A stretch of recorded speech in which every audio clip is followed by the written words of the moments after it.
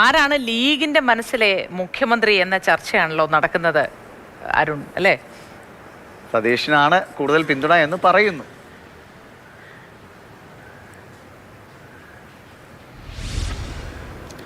മോത്തി, ദിവിഷ്, ലീഗിൻ്റെ മനസ്സിൽ V D Satheesan തന്നെയാണ്. അത് അവർ പറയാതെ പറഞ്ഞിട്ടുമുണ്ട്. സാദിഖ് അലി തങ്ങൾ ഉൾപ്പെടെ അതൊരു പരസ്യ പ്രതികരണം നടത്തുകയും ചെയ്തിട്ടുണ്ട്. പക്ഷേ ഇനി ഈ ഒരു ഘട്ടത്തിൽ ലീഗ് അതൊരു പരസ്യ പ്രതികരണമായൊന്നും നടത്താൻ സാധ്യതയില്ല. പക്ഷേ ലീഗിന് ഉറപ്പുണ്ട്, ലീഗ് തന്നെ വ്യക്തമാക്കിയാണ്, ലീഗിനൊരു മുഖ്യമന്ത്രിയിലേക്ക് കൃത്യമായ അഭിപ്രായമുണ്ട്, അത് പറയേണ്ട സമയത്ത് പറയുമെന്നാണ്. ഇനി ചർച്ചകൾ പുരോഗമിക്കുകയാണ്. സ്വാഭാവികമായും കോൺഗ്രസിനിടയിൽ അത്തരം ചർച്ചകൾ പുരോഗമിക്കുന്ന ആവശ്യമായ ഘട്ടത്തിൽ നിലപാട് അറിയിക്കാം എന്നുള്ളതാണ് ലീഗിൻ്റെ തീരുമാനം എന്നുള്ളതാണ്. ഇനി എന്തെങ്കിലും തരത്തിൽ മറ്റ് ചർച്ചകളിലേക്കൊക്കെ കടക്കുകയാണെങ്കിൽ ലീഗിൻ്റെ തീരുമാനം ക്ലിയറായി തന്നെ പറയും എന്നുള്ളൊരു കാര്യമാണ് നമുക്കറിയുന്നത്. ലീഗിനെ സംബന്ധിച്ച് നേരത്തെ പ്രതിപക്ഷ നേതാവ് കൃത്യമായി 100 സീറ്റുകളും ക്ലീൻ സ്വീപ്പും ഒക്കെ പറയുന്നു. അതേപോലെ പറഞ്ഞ ഒരു പാർട്ടി കൂടിയാണ് ഇന്ത്യൻ യൂണിയൻ മുസ്ലിം ലീഗ്. PK കുഞ്ഞാലിക്കുട്ടിയുടെ റെക്കോർഡ് ഭൂരിപക്ഷം പറഞ്ഞു.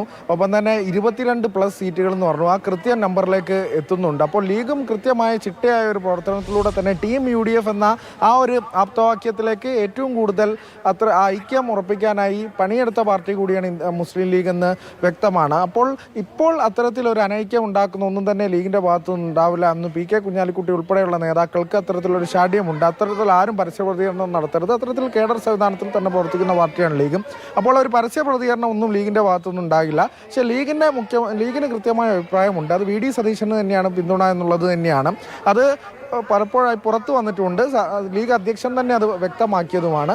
ആവശ്യമായ ഘട്ടത്തിൽ എന്തായാലും ലീഗ് നിലപാട് അറിയിക്കുന്നതുമായിരിക്കും കോൺഗ്രസിന് മുന്നിലേക്ക് എന്നുള്ളത് തന്നെയാണ്. ദിവിഷ്, മോത്തി.